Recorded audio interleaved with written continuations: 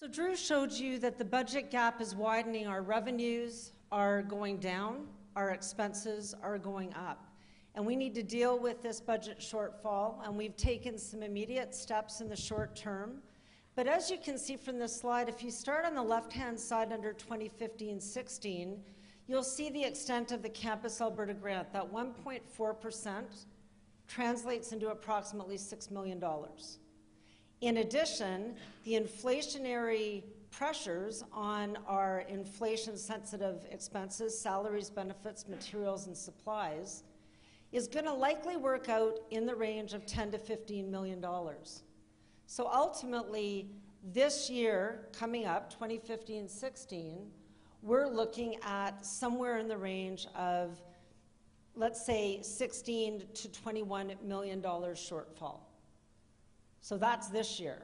Now, if we extend that into next year, you'll see that we have, again, Campus Alberta grant reduction, the 2.7% across the system, in addition to those inflationary pressures. So in the immediate term, the first thing that we did is we said we're going to, as an institution, take a 2% cut at the vice president portfolio level. So institutionally, each of the vice presidents leading up to the Government of Alberta announcement factored into their budget submissions a 2% cut.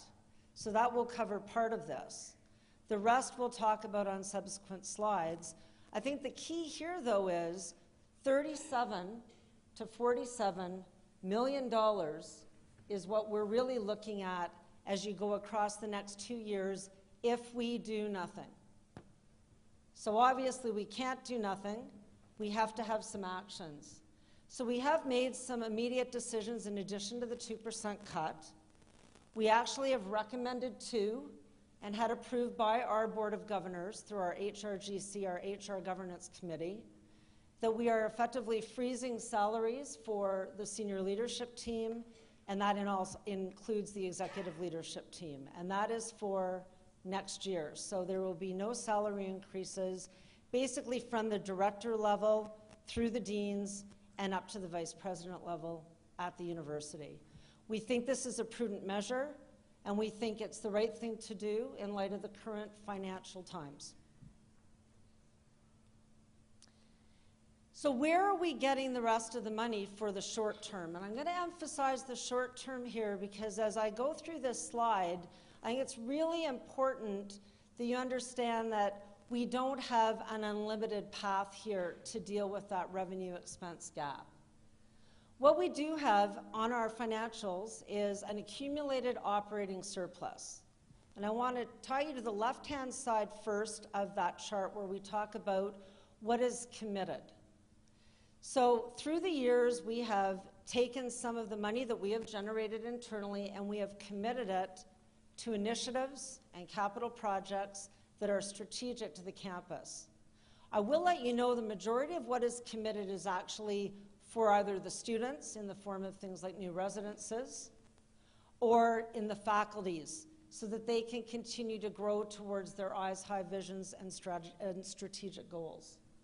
You can see some examples there. Those committed funds are not available. They've been approved and set aside for strategic purposes to grow and advance the university, and that's done at our Board of Governors level.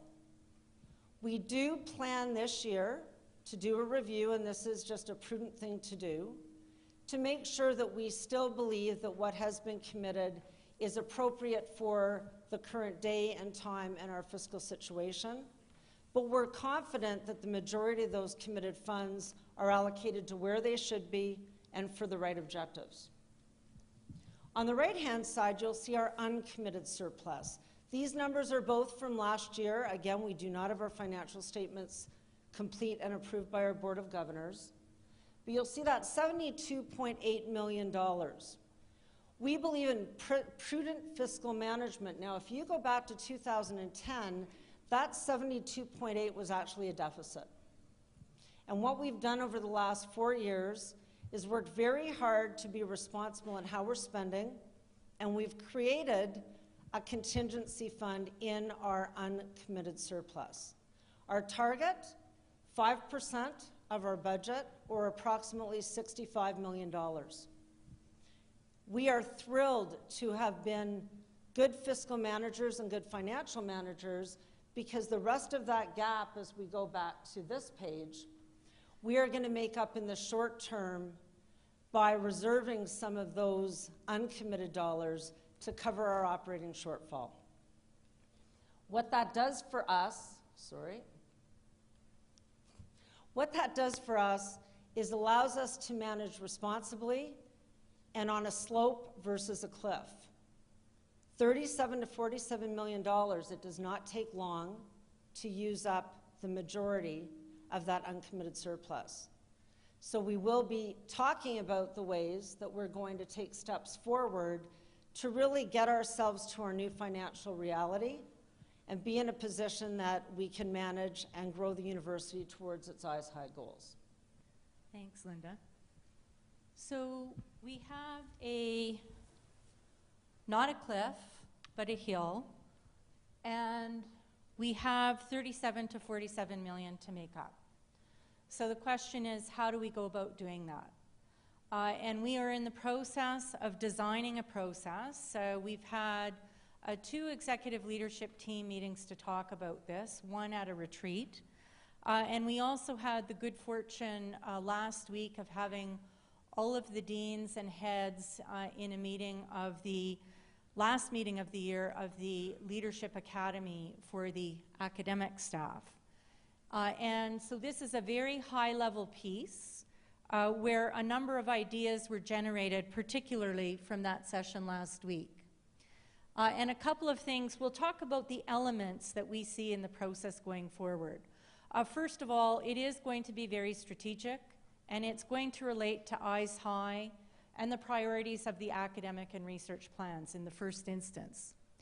One of the things that was really clear is there have been a number of institutions, of course, that have been through this, and we've been through it ourselves, but we're now at a point where we have to think really deeply about what kind of institution we want to be and what exactly we're going to be doing. And so you'll see one of the things that we think is really important is that we learn lessons from institutions that have been through this.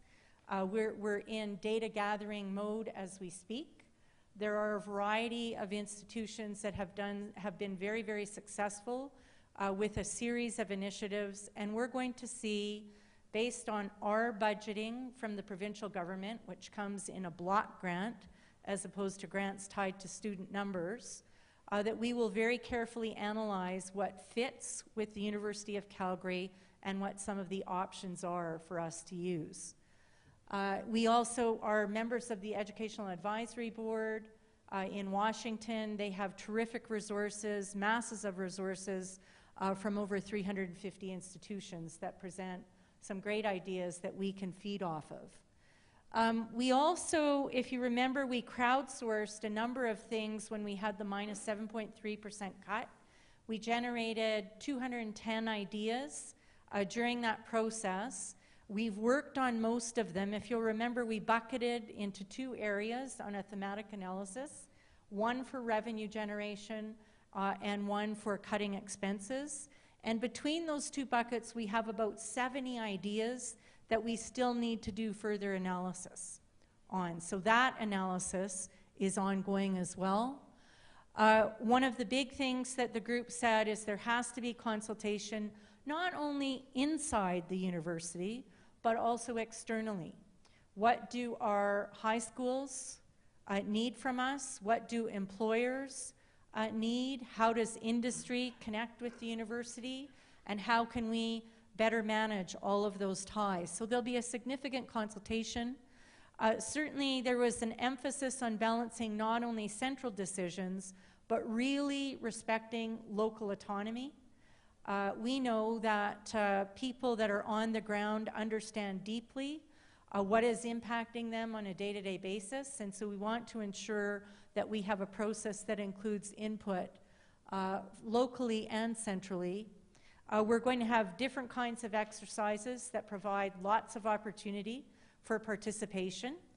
And we also think this is a time for us to pilot some new ideas. But we have no doubt over the next 2 years, and the next year in particular, that there'll be a significant amount of work done on the budget and the budget model, and that we will likely look different as an institution at the end of the process. So that's a high-level piece in terms of the process. I wanted to talk a little bit about enrollment because I know a lot of people have asked many, many questions, and at the highest level, let me say you've got a graph in front of you that demonstrates we will be increasing enrollment slightly over the next few years. Politically, we think this is a very important thing to do. We have created an argument and a situation with the government where we've talked about access. This is one of the main pieces for our government, access and affordability, as well as quality of education. And we know that Calgary is the city with the highest turn-away rate in the province. This is applicants coming to the University of Calgary and being turned away because we're already full. So we wanted to ensure that we did demonstrate that we've not only created the argument but can be responsive to the argument. So slight increase in enrollment. This is a very complex picture. Let me tell you, there are 4 or 5 factors that go into it. So if you'll recall, and I think this is a very important point, 3 years ago we put in what we called the sustainable growth model. And we said at that point in time where we're hearing from students and from professors, we have overcrowded classrooms, the quality isn't where we need it to be, we need to focus more on the educational experience at the University of Calgary. And so we said we wouldn't take more students unless we got funding for those students. And funding could occur in a variety of ways. It might be through the development of cost recovery programs, or it would be through, for example, increased funding from the province, or it might be with new pedagogical models. And so what we've done is we've looked at, first of all, new enrollment ramps. New enrollment ramps will generate about 950 students between now and 2017-18. Those are those ramps that are worth $7.3 million from the provincial government. Second factor is everybody knows we have an international strategy. That international strategy, which is full fee paying students, will generate about 250 to 300 students a year in the next 3 years. We have an increased grad funding that I told you about later, slight increase related to that. We've also got a slight decrease included in these numbers. Last year, and the slight decrease is related to the 2.7% cut in 16-17, and so we're actually going to decrease the entering class by 2.7%. This is between 150 to 180 students. And finally, last year we had planned to decrease enrollment because of the situation with the budget, and I would say the decrease in enrollment was slightly larger than we anticipated, and so we're doing a correction factor for that this year. So when you combine all of those factors, what you get is a slight increase in enrollment over time. Now, people have also spent a significant amount of time talking about tuition. And you know there's been some discussion about tuition at the provincial government level. A couple of different things. We're also projecting tuition income will rise globally over the next 3 years. In the first instance, we're allowed to increase by Alberta CPI from June to June. That rate this year was 2.2%. And so increases were approved by the Board of Governors in December, and tuition has been set for the 15-16 year. There will be no changes to what has been previously approved. You also know that there was a significant amount of discussion in the fall on market modifiers in 3 programs, engineering, law, and the MBA program.